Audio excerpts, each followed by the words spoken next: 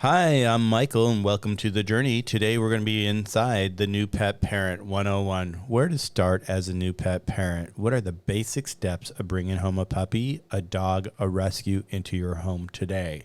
All the tools and understanding that you need to know prior to bringing your pup home, and then once you get them home. So stay tuned and let's discover New Pet Parent 101. Hello, everybody. Welcome to the New Pet Parent 101. Where do we start? Where do we begin with our parents and our pets? I have Dr. Christina here. She's a veterinarian. She's the author of the New Pet Parent book. And we are talking about this weekly here on Clubhouse and breaking it down chapter to chapter and why you should have this book next to you. I have it next to me. I've read it. It's an incredible insight of how to be the best pet parent. And so we're going to be breaking it down week to week. So definitely, if you're in the room, follow us. Be sure to come back next week, hear what we're talking about next week, chapter to chapter, issue to issue. And with that, I'm going to go ahead and turn it over to Dr. Christina so she can say hello to the room. Dr. Christina. Good evening, good morning, good afternoon, everyone. My name is Dr. Christina. As Michael very kindly said, I'm a veterinarian and dermatologist based here in the UK, in the beautiful Liverpool, and I'm the author of a New Pet Parent book, a simple guide to help your dog thrive, written with love to help all new pet parents learn how best they can help their dog thrive and live a happy life and make a lot of memories together. So I'm super excited to have this time to share with Michael and you all, and let's talk about how we can help our little dogs. I love it, Dr. Christina, and I love your book. You know, I've been looking through it for the few months now since you sent it to me, and I just, every chapter has some little gem inside of it that I think is helpful for every pet parent. Last week, we broke into just the book and the whole idea of doing this series with your book. Dr. Christina, we dove in last week about how you began writing this book after you had your little lady and having a new dog yourself. And being a veterinarian, people would think, why would you need to write this book? And you're a veterinarian, you have all the inside, scoop on how pets are treated and how to take care of pets. Why did you feel the impulse to really write this book, being a veterinarian? Never had a dog until I became a vet, which is for many people something really unusual because most of my colleagues had a dog when they were little in their families, and that's one of the reasons that they decided to embark in this career later on in their lives.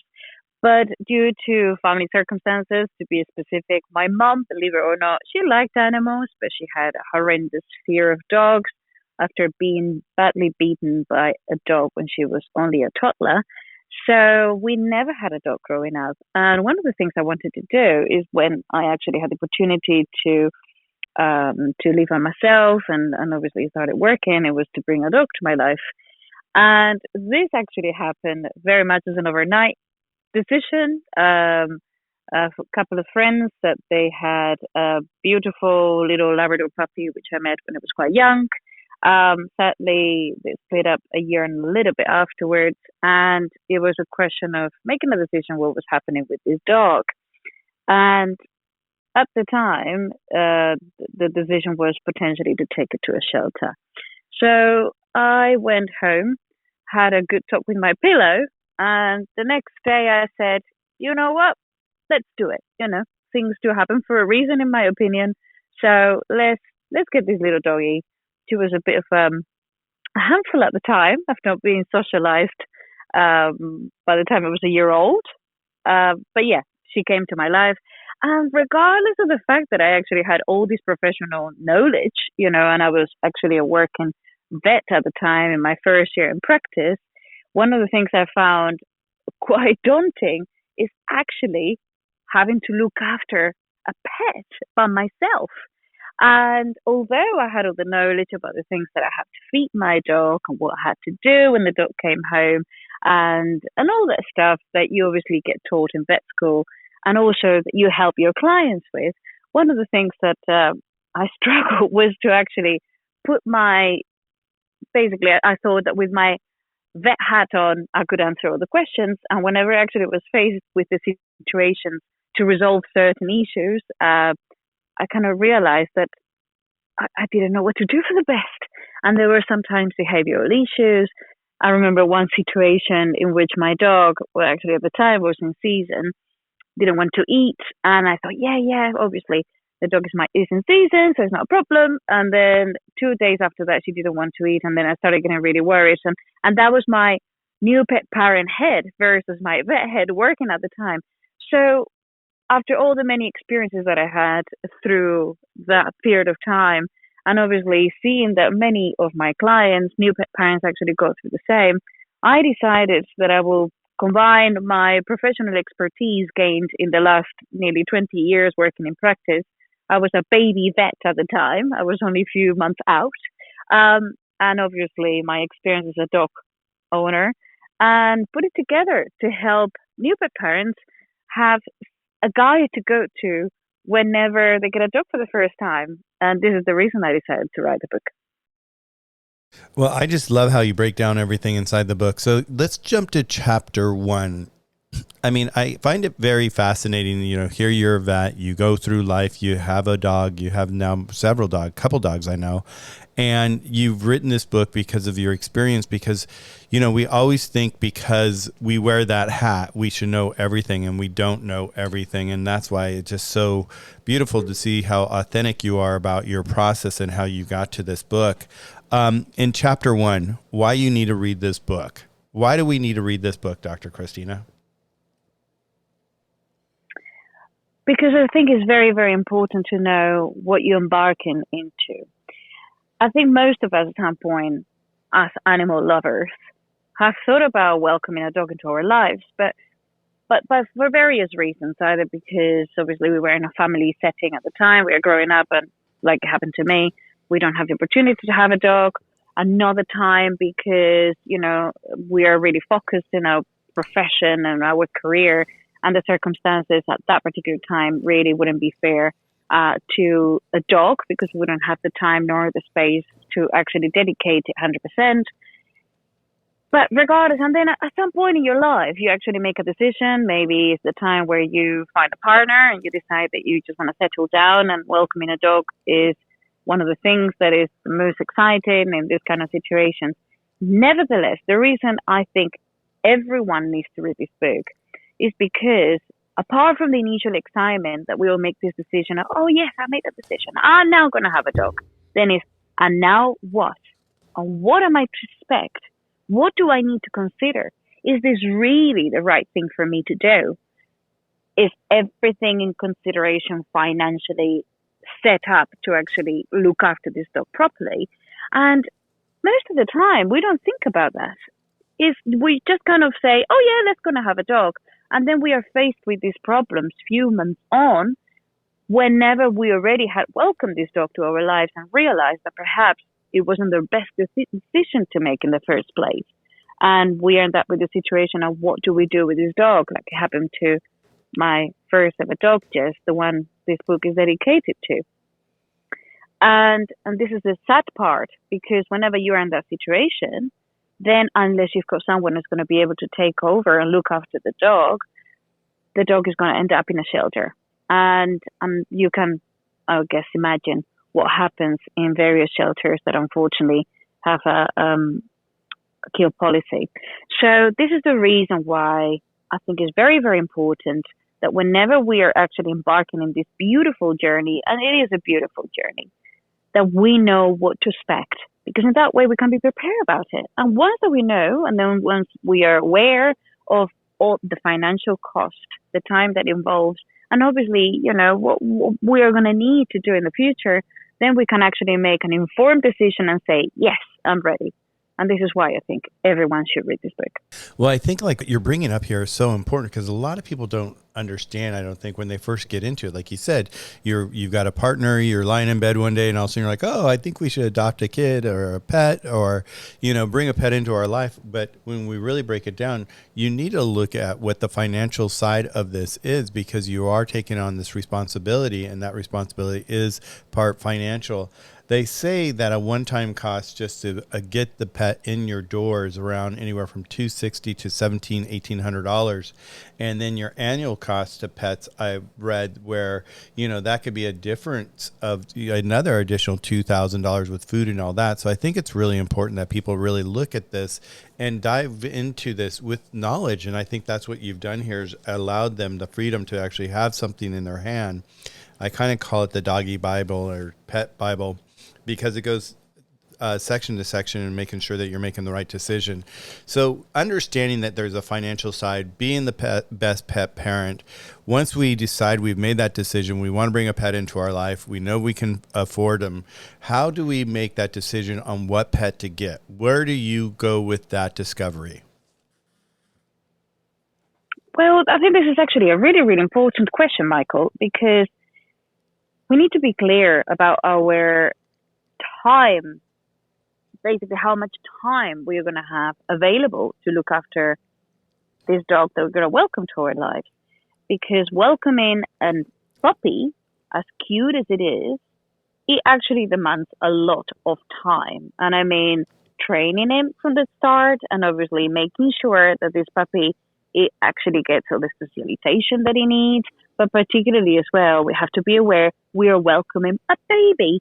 And a baby obviously is going to need to be with people for at least a few months until it becomes a teenager, which obviously happens within within 7 to 8 months of their lives. So that's actually something very important to consider. Saying that, we can welcome an adult dog that potentially could be already house trained and obviously had the opportunity to live in a family environment before. If you were to rescue a dog, which is one of my passions, you really give an opportunity, a second opportunity to a dog that it might have ended up in a rescue like it could have been for my girl. Whenever a situation like a family breakdown or sadly the owner dies, end up in a shelter for no fault of their own. But that dog, we have to think about that we don't know what's happened in the past. And as such, is going to need a period to decompress and maybe a little bit of an adjustment. So although it's not going to be maybe as how could I say this? As time consuming if you want to actually train this dog, realistically, you're going to need to dedicate time. And I think it's only fair if you're actually welcoming a dog to your life, you are aware that as such, you need to dedicate the time. A dog is a responsibility for life. And this is one of the things that I want to help people with, to become responsible parents from the beginning. And this is the reason that whenever we make this decision, we have to ask ourselves a few questions as well, even thinking about if we were to get a puppy or to get an adult dog. Well, we did a room yesterday, Pandemic Puppies, and it was about surrendering your dog and the hard times that people have when they hit this moment in their life when they have adopted a puppy and they've selected the wrong puppy for their home. And I think what you're talking about here is like making that choice and making a decision what dog to get is really important, because you need to really look at their breed, their behavior. How are they going to fit in with your lifestyle? Do you have kids? How do you introduce them to your kid or kids, and how do you set boundaries? So there's so much that goes into it. So I think this is like such an important part of your book about really taking time to discover, what the right pet is for the right home, because we don't want it, like you said, it's a lifetime commitment, and we don't want to see you surrender your dog because it's a misfit.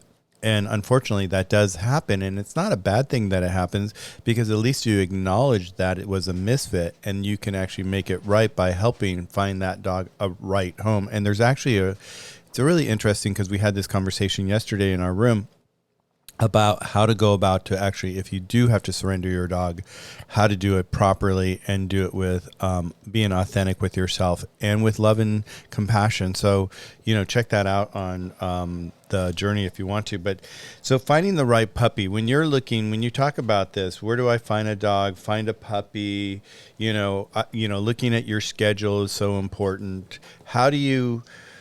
Where do you have a checklist? Should you say they should create a checklist of things that they're looking for and what they expect? Where would you go with, helping people find the right puppy and making that decision to make sure that puppy's right for them? Well, absolutely, Michael. I think that, having a checklist of things to consider before making that decision and being honest to yourself about those questions would be really, really important to actually decide how you're going to approach this. So in the chapter 1 of my book, I've got a list of questions which I'm going to read aloud for everyone, and please feel free to take a note and see if this could help you, and add any other questions yourself that will actually fit in with your personal circumstances.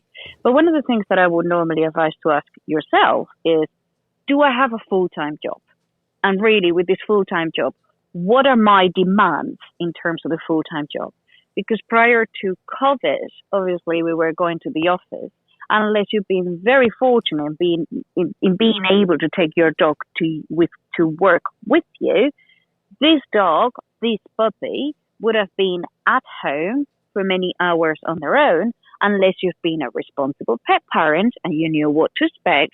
And before you made the commitment of actually deciding in taking on the dog in your life, you would have actually arranged who is going to be looking after your puppy or your dog whenever you're at work. So looking into the full-time job, the circumstances have changed for many people, and most people now have the opportunity to work from home, even if it's not necessarily every single day, but 2 or 3 days a week. And that would make things easier from the point of view of maybe trying to find someone who is going to pet sit your dog while you're going to the office. So taking that into consideration is important. Obviously, being at home, that will give you opportunity of maybe taking your dog out to the garden to do their needs, or taking out for a quick walk at lunchtime and things like that, which obviously make life easier. But again, on that very same subject, we have to think about this working from home situation. Is it going to be a permanent thing, or is it going to be a long-term thing? Because otherwise, we're going to be in the same position that we were talking about before. What do I do with my dog whenever I go back to the office?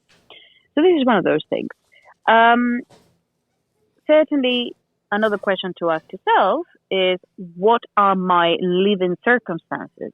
And with this, I mean, do I live in a flat? Do I live in a house?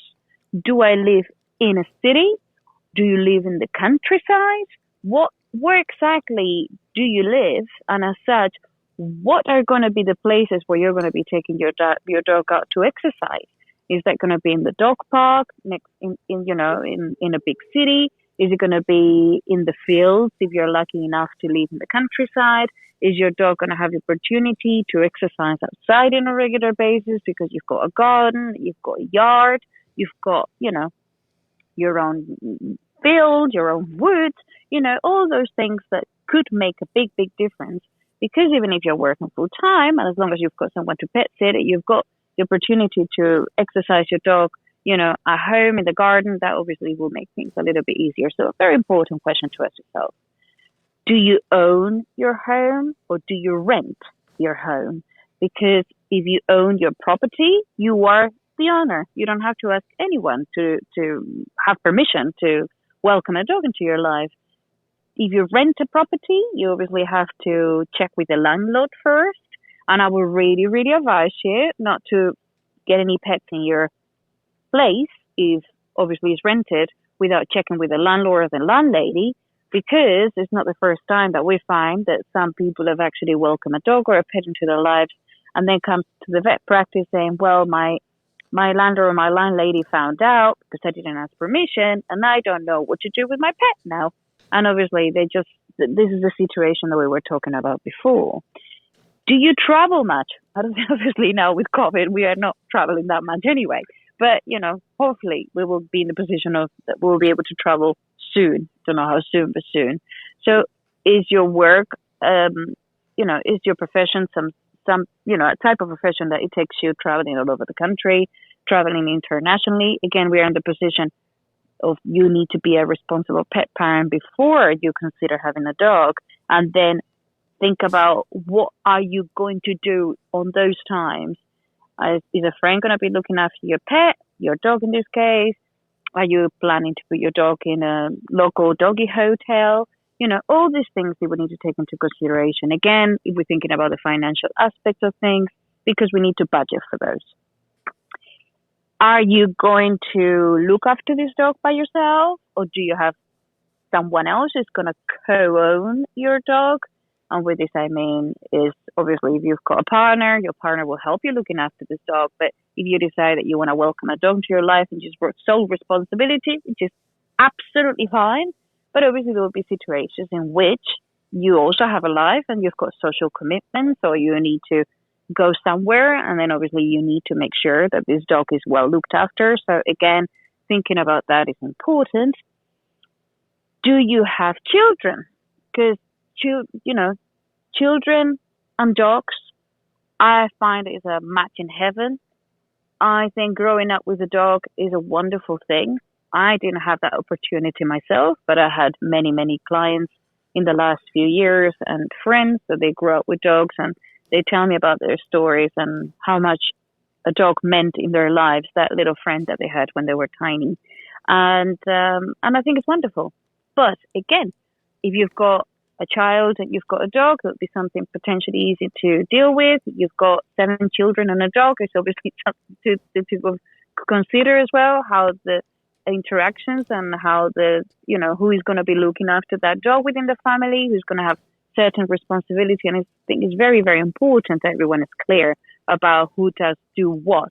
So there is actually no miscommunication about duties to our dog in terms of feeding it, in terms of taking it out for a walk. This is all very important. And again, another factor to consider. Are you planning, as we said, to rescue a dog and give a dog a second opportunity in life that it truly deserves? Or you really want to have a puppy, which is a wonderful thing to do as well. It's a great experience. Either of those is a great experience. I had the opportunity to have them both, and very different, but both very fulfilling. But again, going back to that, would you like to honor your own values and then rescue dogs because you want to save a life? Or would you prefer to just welcome a little puppy, a little bundle of joy into your life? Very important. And certainly the other big thing that I would say that is very, very important to consider before we even commit to the idea of having a dog is look at the financial aspect of things. What I'm going to say might sound very harsh.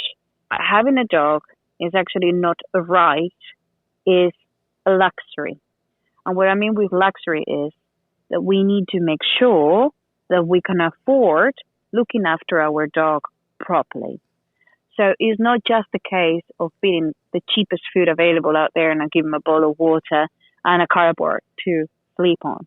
We've got a responsibility to our dog, and we need to make sure that we've got the funds to feed that dog properly, and certainly make sure that we've got the funds to afford veterinary care when our dog is sick, and certainly make sure that we obviously take into consideration the prophylactic aspect of it, so we can actually prevent our dog to get sick.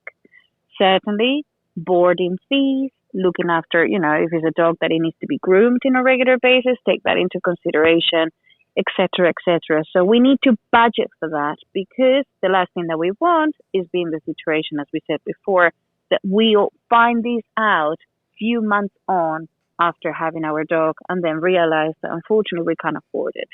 And this is the reason why it's so important to be educated prior to making this decision. So whenever we embark on this journey, we know exactly what to expect. I love that you went down your list and let's start from the very top. When you're taking into consideration of having a puppy into your house, do you have a full-time job? And prior to COVID, it was a whole different story, because people were looking at that responsibility of having a pet sitter, a dog walker, somebody that would come in halfway through the day and walk their dog if they were at work. And then this last year, we had everybody where they started working from home. And now, Jen's in the room here, and we talk about this all the time, is that now's the time, if you do have a puppy and you are at home and you are going back to work, you really have to look at this, because this is part of being a responsible pet parent, is having your team put together. And your team, we always talk about, consists of like a vet like Dr. Christina, a trainer like Kristen, like Jen, or who's a dog walker trainer, Rob, who's another trainer. It's like it's so important that you have your team put together successfully as you go back to work, because that's one of the big surprises I think a lot of people are going to be faced with, is like, oh my God, I didn't think about this. I didn't take the time to really stop and think about what it's going to cost me now to go back to work, having a dog if I'm going back into the office. I need it. But the big thing too, I want to say, that we've learned is it's time to do this now. Don't wait. Don't wait until your company calls you up and says, yeah, we want you back in the office 3 days a week, or, full time. Don't wait for that call to happen. Start reaching out to these people, because these people are getting busy. These companies, these services are really getting busy right now, and they're getting backlogged. So the sooner you get on their calendars, definitely. So I think that's really important about the first one that you talked about, is having that full-time job. Where is that located in today's world, and how is that going to affect your adoption or you bringing a puppy in? Did you find, being a veterinarian and having your experience for the first time when you were working, what was your frustrations? Well, I was really blessed because being a vet, I had the opportunity to take my dog to work. So she came with me to work every day, and whenever we had our lunch break, I had the chance. I was working in a little practice in the middle of the countryside here in the UK, and I had the opportunity to work her outside. So for me, taking her to work, it wasn't an issue. But certainly it was whenever I was for myself at the time, whenever I was planning to go out, whenever I was planning to meet some friends, even just to go out for a drink in the evening, or even planning a day out. Because suddenly I realized that obviously, again, I didn't have anyone to look after my dog immediately. I was planning to go on holidays. So all these things are something that you face and that you start thinking about once that you're facing that situation. And although I was very fortunate and I never had, any major issues, because I was surrounded by people that were animal lovers. And fortunately for me, there was always someone who was keen to look after my girl. But realistically, not everyone is on that position. And that's why preventing this issue and thinking about it so you're prepared for it, it makes life less stressful in those situations. And certainly the first thing for the dog, because you can help your dog to become socialized with obviously the environment that he's going to spend time or she's going to spend time at. And obviously, as you very rightly say, Michael, and I always support this, it takes a village to raise a child. So in this case, it's not kind of the same whenever we are looking at having a dog in your life and helping them to thrive. It takes a village to look after your dog, properly. So we need to think about the veterinary aspect of things and making sure that your dog is nice and healthy. Obviously looking after this dog from the point of view of making sure it's exercised properly and providing at the time where you're working, so it goes out for a walk. And that's where dog walkers are so important in this aspect, or in this particular, for this particular reason. If we have to groom our dogs, we need to make sure that obviously our dogs are well looked after and they go to the groomers on a regular basis. And as Michael very rightly say, it's important to get in touch with them sooner rather than later, because with the circumstances right now, they are getting really, really busy. So all this is absolutely vital, in my opinion, to know before you decide to embark on this journey. Well, one of the things I just added to your book, is you said it so beautifully without saying it, is like your first thing is, do you have a full-time job? The second thing that you just said too, which is really important that we don't think about either, is do you have a full-time life? What about your social life? How does that fit? How does a dog fit into your social life? What do you think about that, Dr. Christina? That's actually a very good point. And I think it depends on the stage where you are at in your life. When I first had my dog, I was 24. So obviously I was still going out with some friends, and then you start obviously dating every now and again, and you're not necessarily going to take your dog to dates with you unless obviously the person you're dating is crazy about dogs and he wants to kind of bring the dog with you on the first date kind of thing. But what I'm trying to say is that if you're a younger person, you have to think about that, your dog needs to be well looked after regardless of the fact that you're going out for a night out or not. Whenever you grow older, I think your taste changes, and then maybe you become more, you kind of start potentially thinking a little bit more about involving your dog in activities. However, the situation has changed because now there are loads of places that they are dog friendly, and you can actually take your dog with you everywhere. And if your friends are like you and they're animal lovers, I tend to find that 9 times out of 10, they are delighted for you to bring your dog with you whenever you go to an event. And I think it's very important. And this is what I actually experienced with my dog when I first had her. She came with me everywhere. We were pretty much inseparable for the 12, 13 years that we were together. And even when I was visiting friends, it was me and my dog. I wasn't leaving my dog behind. And generally speaking, they knew and they were very happy about it. So it's actually a very important aspect of what is your social life. You're a kind of person that loves going out every single night clubbing. You have to think about that you've got a little soul waiting for you at home and waiting to welcome you. So we will need to provide for that dog to make sure that he's okay. However, if you're a person that is quite happy just enjoying nature and then just hanging out and going out for nice meals and certainly, enjoying the company of having a dog, you'll possibly find that you're going to have a lot of places that you can take your dog with you. So a very important aspect as well in dog ownership to just take that into consideration and actually become a responsible pet parent. Like you said, it takes a village. I always say it takes a team. It's so important because if you go down this list that you went down, are you traveling regularly? Do you live in the countryside or the city? Do you own or rent your home? Maybe not own, rent your home, but a lot of that's going to be helped by having your team. The other thing is, like, when we talk about children, we had a room last week about pet safety and children safety, and it was really interesting. Jen was in the room, and she was sharing with us with Sarah, and we were just talking about all the tips and tricks about having a pet inside your house with kids and even introducing your pets to kids. If there was 3 scenarios we talked about. There's the family that has kids that decide they're going to have a new dog to their life, so they bring in a dog with the kids.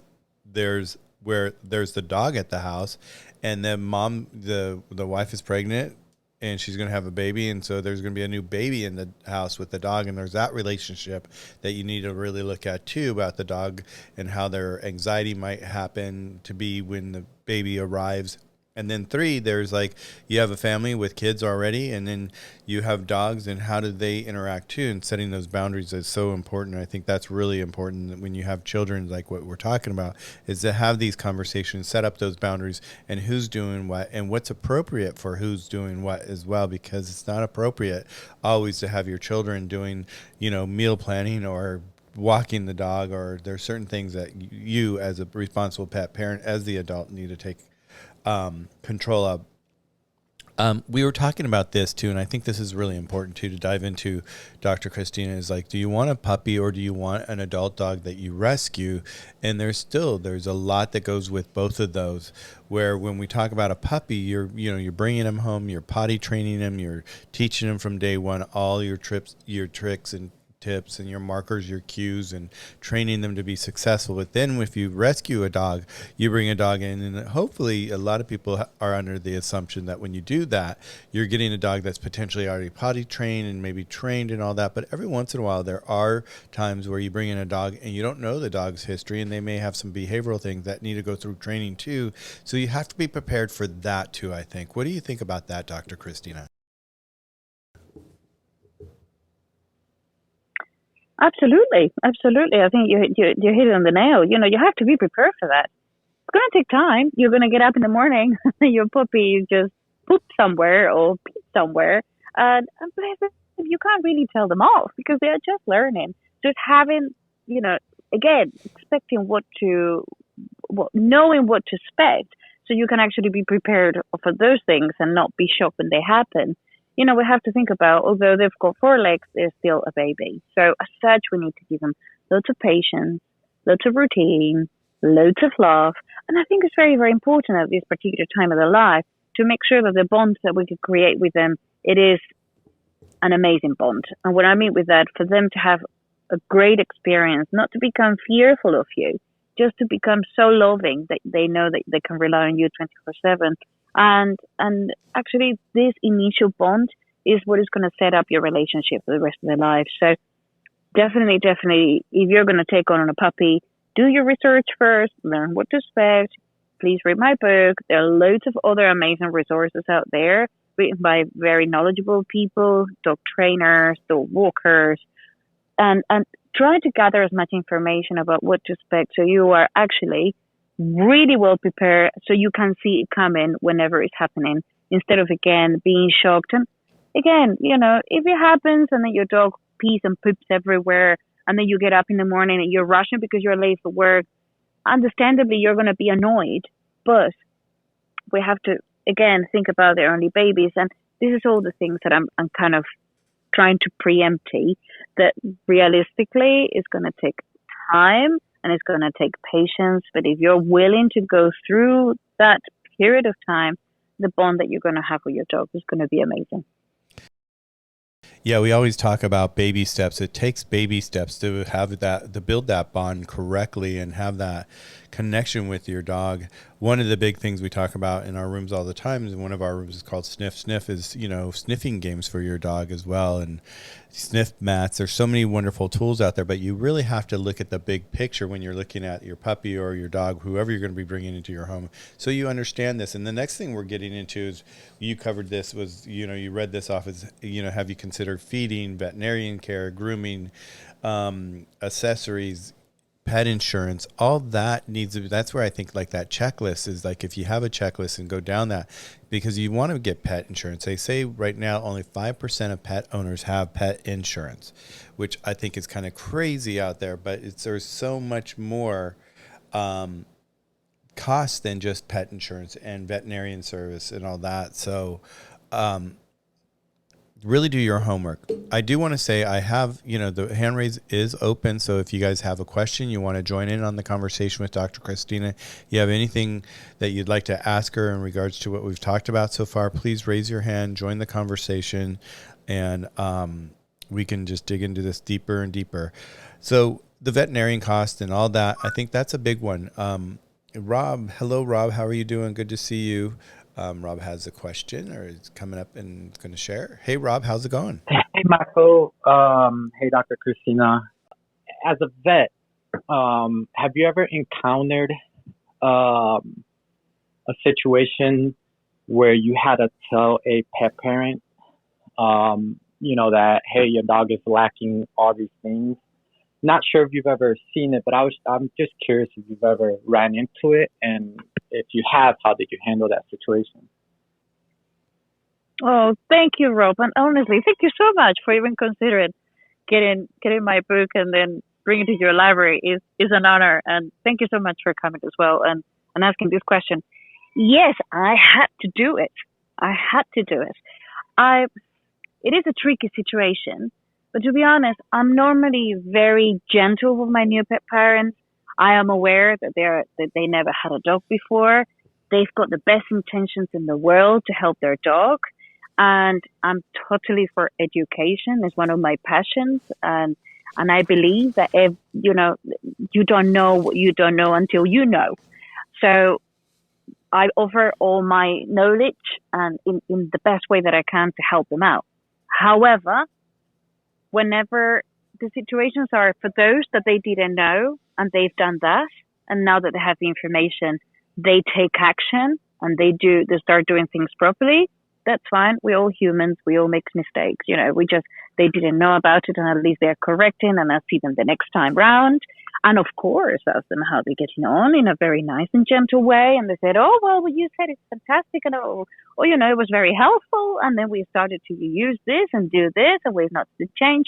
Wonderful. And obviously, I direct them to the right resources, like professionals like yourself, that actually can help with dog training in the right way with their knowledge and their background, so they can actually do things properly. What I don't personally tolerate is the fact that whenever they have the knowledge, they don't do anything about it. And the next time I see them, I ask them the questions and I can see how they answer. And I'll go through the information again to reinforce what we spoke about before. And they said, okay, yeah, you're right. I didn't do this. Let's going to try it. And then I try to follow up as much as I can with that available time that we've got in practice. And whenever I see them again, I check if they follow the steps and how did you get on, again, in a gentle and compassionate way. However, if I still get to see that nothing has happened, and it's not necessarily what they tell you, you actually see how the dog is behaving and how it's interacting with them and with you. When they are repeat offenders and obviously they haven't bothered to do anything about this, then my patience runs out. And although obviously I have to remain professional, at the end of the day, it's my patient and it's the welfare of my patient. And it's not necessarily just their physical welfare, it's their mental health welfare. So at that time, I have to be firm and I have to tell them in a more stern way, listen, guys, this is what is happening. We have to be honest with ourselves. And this is the reason we had this conversation in the first place. But I can see, for what I can obviously gather in this conversation and this time that we spend together, that obviously your dog hasn't really flourished and developed in the way that it could have done if you would decide to obviously put some time and effort into helping your dog to become more socialized and actually enjoy life with people and with another dogs. And realistically, we have to be honest, because if this situation of having a dog right now in your life with your circumstances is not the right thing to do, I'd rather you actually analyze what we are doing. So as Michael said at the beginning of the session, realistically, we are honest to ourselves and we do the best thing for the dog, which is in this case, if you don't have the time for whatever the circumstances. And again, we don't really know what happens in people's lives behind closed doors. Maybe they're going through a really tough family situation, personal situation. Maybe they're going through a breakup. Maybe there are loads of circumstances around them that kind of affect their capability to dedicate as much time and effort as they should to their dog once they welcome the dog to their lives. But that's fair enough. It happens. It's life. But realistically, the key is to make sure that the welfare of the dog is the priority. So if that's the case, then I will say, okay, well, if this is the situation, let's see how we can resolve this problem. And then normally, whenever you start kind of breaking it down in that way, more direct, but also honest, they will turn to you, or at least they've turned to me and said, well, Christina, this is happening. And realistically, I've tried, but I can't cope. No problem. Thank you for being honest. I try to help as much as I can. And I give them the resources to get in touch with, because that could possibly be the situation that maybe a friend or a family member of maybe someone that they know, or even a rescue center, they have the right family that is waiting for a dog of those characteristics. And, it will be the first thing for the dog, because it's going to find a home where he's going to be loved and they're going to have the time and attention to dedicate that to him or her. But it's also the first for this particular person that, given the circumstances at the time, it can't really take appropriate care of the dog. And I think this is why it's important to know what to expect from the beginning.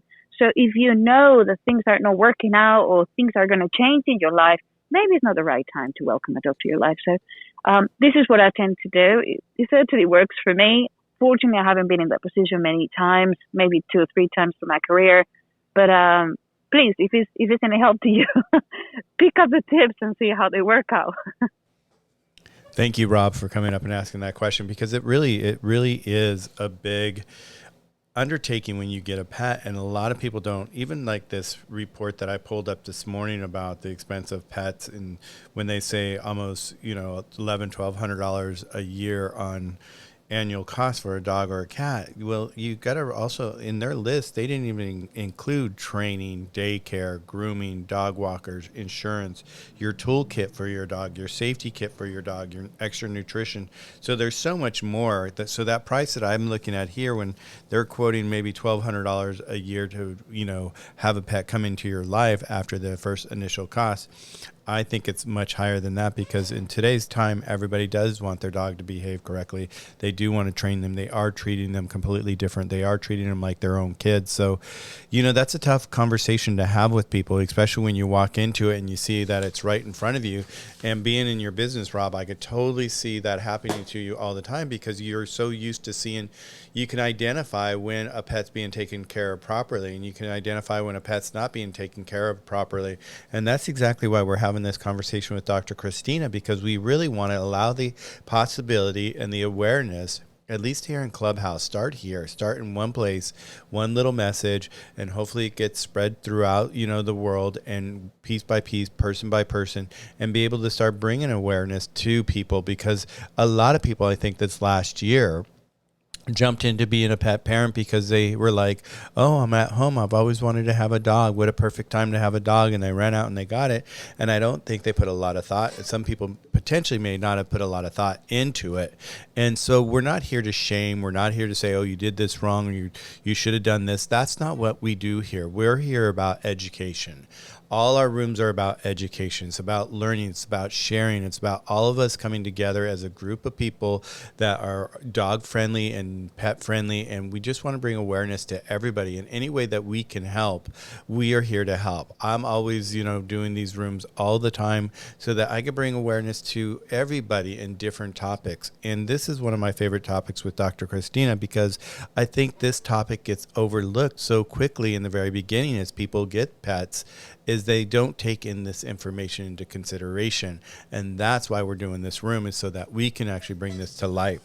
So Dr. Christina, wow, there's so much. We've already broken down so much today, and we're getting close to the top of the hour. I always close the room at the top of the hour, but I do want to go ahead. One of the last things on your list is, are you prepared to take sole responsibility for your dog's life? And I think that's so important for people to really look at, is like, once you start the process of wanting a pet and taking a pet and adopting a pet and training a pet, you also have to know that you're taking on the responsibility as a pet parent. This is a lifetime commitment.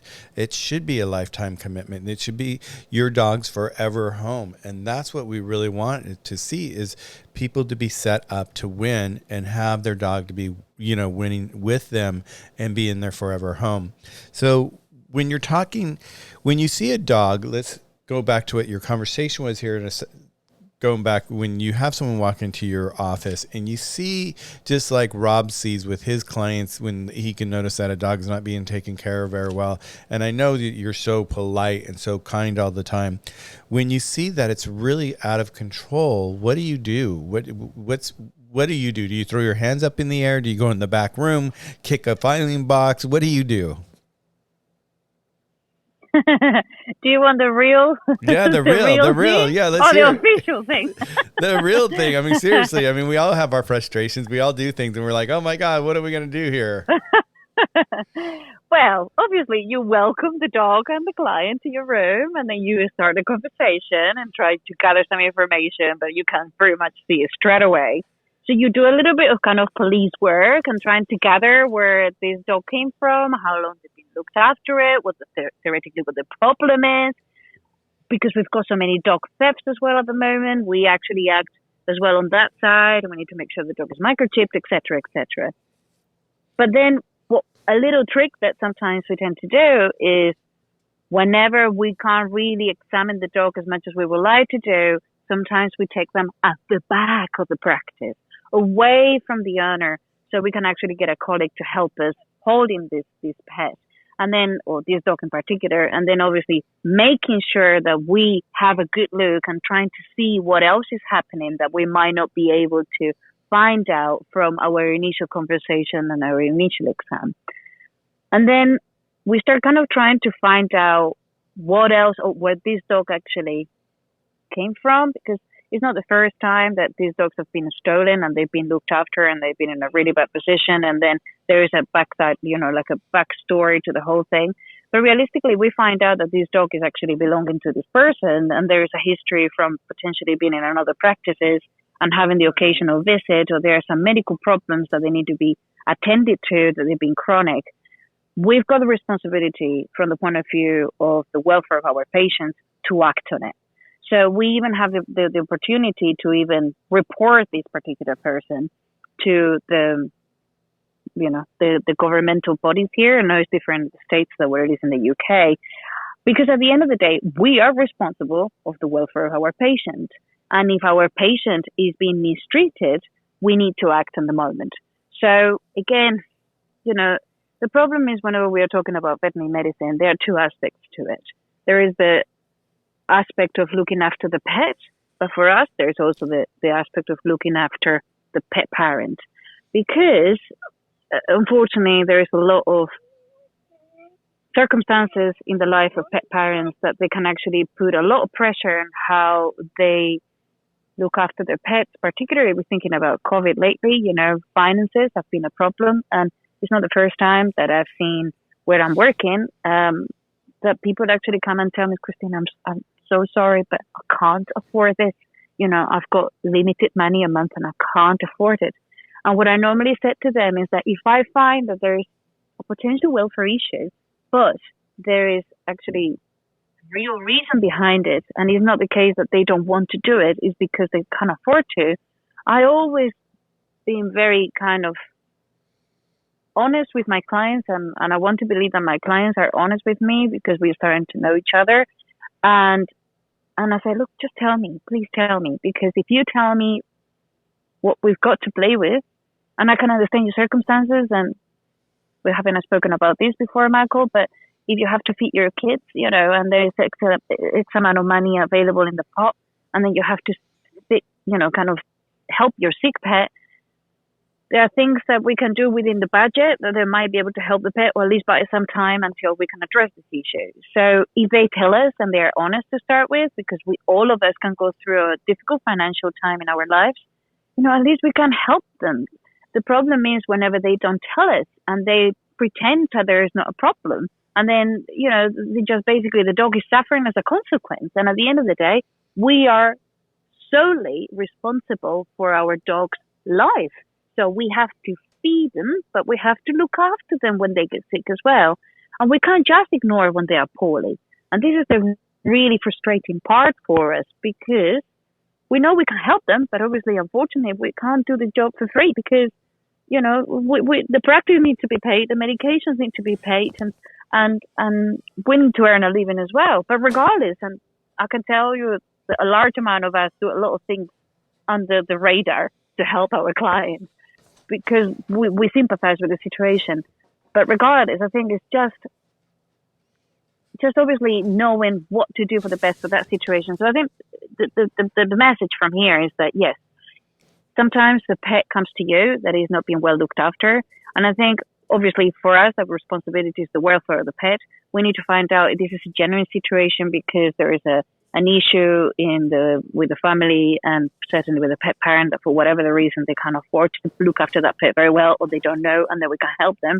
Or certainly this is an issue that is real welfare problem.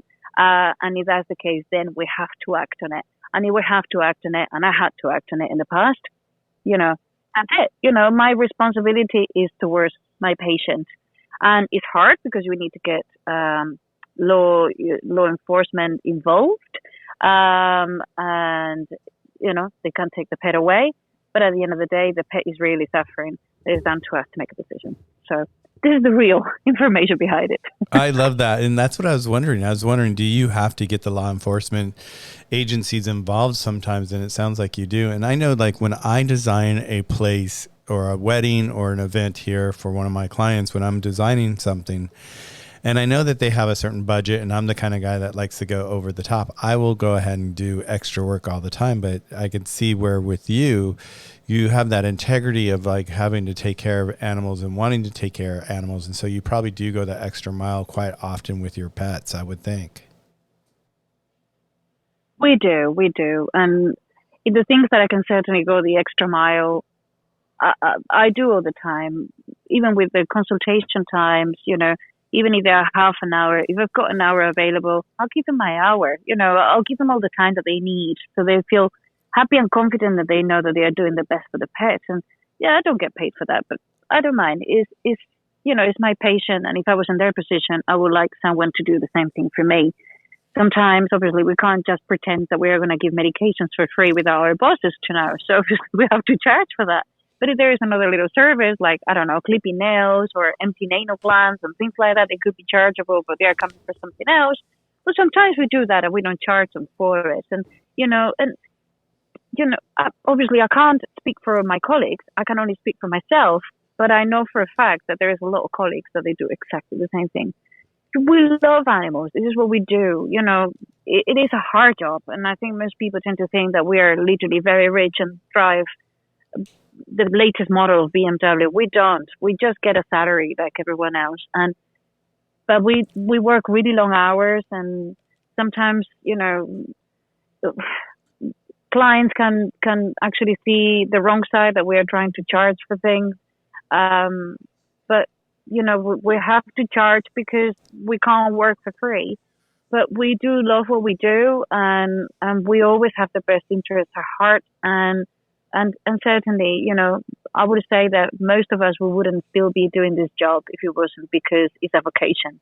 And I think this is what it is. And we really, really want the best for all the pets and their pet parents. So be kind to your vet. Please be kind to your vet, because the emotional roller coaster that we go through on a daily basis, from seeing a puppy and helping the pet parents and giving them all the information, to maybe the next appointment that you actually have to put a dog to sleep and then cry internally whenever you do this, and support the family whenever they're going through this difficult time, and then you just come out and you've got someone else coming with an emergency. That takes its toll over time, and we're all humans. So just be kind to your vets. That's the only thing I would ask you to consider. And we are here to help you. We will always be here to help you, and never be scared of coming and ask us anything, because if we are busy, we will find the time to help you. And if we can't help you immediately at the time, we will get our colleague to help you. So just always think that we are on your side. Wow, that's a lot. And it's really true. And I see that with your love and what you do, and how you, since I've met you, and your mission and just taking care of everybody. So, I've heard once that, and I know we're a little past the hour here, but we've kind of like gone into this conversation, and I want to just finish it really quick. I've heard that even like dentists, the suicide rates in vets are up there sometimes. Well, I don't know exactly what the suicide rate in the States is, but here in the UK, and I think it's the same in Australia, vets, we've got the highest suicide rate of all professions. And that's what people don't know. And I have lost colleagues quite close to me. Fortunately, I wasn't working with them. That one day they just said they couldn't take it anymore. And it's heartbreaking. It really is heartbreaking, because they always want to help. They always want to do the best. But people don't know what it goes behind closed doors. And the pressures are changing. I've been doing this job for 20 years. And the job that I entered versus the job that I'm doing right now, it's the same, but it's different. The owner's expectations have changed. Medicine has improved and moved on, and to a point make itself parallel to human medicine. The opportunities that we have to perform a better medicine are it's just basically amazing. The stuff that we can do these days is incredible. But by the other hand, all that comes to a cost. And what it hasn't changed in many occasions is the perception of the pet parents that these things need to be paid for. And we do get on a daily basis you're just money grabbers and you should be doing this job for free. And how dare you not helping my dog? And it breaks our heart. And I think as you become a mature vet, you learn how to handle these situations and you learn how to read people and you learn what to say. When you're a younger vet, you haven't been prepared for this in vet school. And whenever you're working 10, 12 hours a day, sometimes with no lunch break, and then you get these situations over and over, plus the emotional roller coaster of our job, it takes its toll. And some people, the tolls are there. We're surrounded by them. So they just leave us. Yeah. Beautiful, kind-hearted people. And honestly, it's heartbreaking. So that's why. We do have good days. We do have bad days. We love what we do. But please, we can't do that. This conversation is so touching because my sister works in a hospital and sometimes people just don't realize what they go through inside of a hospital. So what you go through every day, like you're talking about, your goal, your heart is set to help the pet win and get through whatever it has. And then you have this other element of a parent saying, oh, what are you doing this? You're charging me for this. And that's why I find it so, crazy that only 5% of people have pet insurance. And I just think that there's such better solutions, and hopefully with the world changing the way it's been changing this last decade with pets and people and parents, people are starting to open up and see a new light to really how responsible they have to be with their pets, and they actually can be responsible with their doctors too, and that's including their veterinarians, because you guys are on the front lines there, and you always are, and I know you guys always have the number one thing in mind is the pet health, and that's where it ends up at the end of the day, is what you started with and how's their health at the end of the day, and that's the goal of yours. And to have to deal with all that extra chaos with the parents is probably difficult. I can only imagine. Wow. Well, thank you for sharing that. No, and thank you for asking, Michael. And this is one of the reasons that I wanted to talk about it, because most people don't know, and they're actually quite shocked when they find out. But it's a reality, and it's a very much a huge issue in our profession. And one of the reasons why people that they are very experienced and they are very good veterinarians, they are actually leaving the profession in droves because of the fact that it's just too much. We're only human, and at the end of the day, when you're always trying to do their best, and I'm sure for doctors, nurses, like and dentists and your sister, that they have to go through, they don't realize that we do have feelings as well, and we always try to help. So thank you for asking this question, and if anyone wants to talk about it, please find me on Instagram. I'll be happy to follow up this conversation. Or either want to share anything with me, I'll be delighted to help you.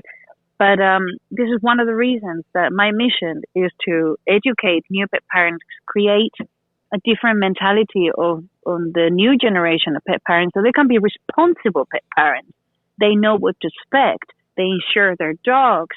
They know what they can do they can do to help their dogs thrive. And obviously being so educated that they work with their vets, not against them. So I hope I can achieve my goal, and certainly we will continue doing these rooms every Saturday. And guys, here I am. If you need anything, if you want to contact me, if you've got anything to share, please find my account in Instagram. You've got it on my profile. Follow me, and let's continue this journey together. Yeah, definitely. Thank you for being here, Dr. Christina. Once again, everybody, I really, enjoy that you come into the room with us, you hold the space with us, and it's all about what we don't know, and just learning new ways of life and how to be the best pet parent. And that's why we're doing this room every week with Dr. Christina and breaking down her book. Next week, it's going to be an exciting little change from like this intense of like being financially responsible, but that's the next week chapter is going to be, okay, I made a decision, I'm getting a dog, now what? and that's going to be the fun part. So we're going to be breaking that down and how to find a dog and what kind of dog and making sure the dog is right for you so that you can have a happy home with your dog. I'm Michael, your host. We're here today in All Things Dogs Pet Parent 101, Where to Start with the New Pet Parent book by Dr. Christina Diaz Montero. Welcome, everybody, and I will see you guys hopefully next week in another room or somewhere during the week in another room. Be sure to follow Michael the Journey Pets on YouTube. Check it out. You'll enjoy listening to it. I enjoy listening to it more than I thought I was going to at the gym. I just put one of our episodes on and I listened to what we talked about in the past, and I'm still learning. So it's always wonderful now that we have that available to us here on Clubhouse through Michael the Journey Pets. So with that, I'm going to go ahead and close the room. Thank you, everybody. Have a beautiful Saturday evening, morning, afternoon, wherever you are in the world. And I will see you guys soon. Thanks. Thank you, Michael, and thank you, everyone. Take care. Bye. Bye. Well, there you have it. Another wonderful conversation with Dr. Christina Diaz in regards to the new pet parent, giving you the right foot to step on to be the best pet parent ever, setting your dog up to win. I'm Michael, your host, and I'm out.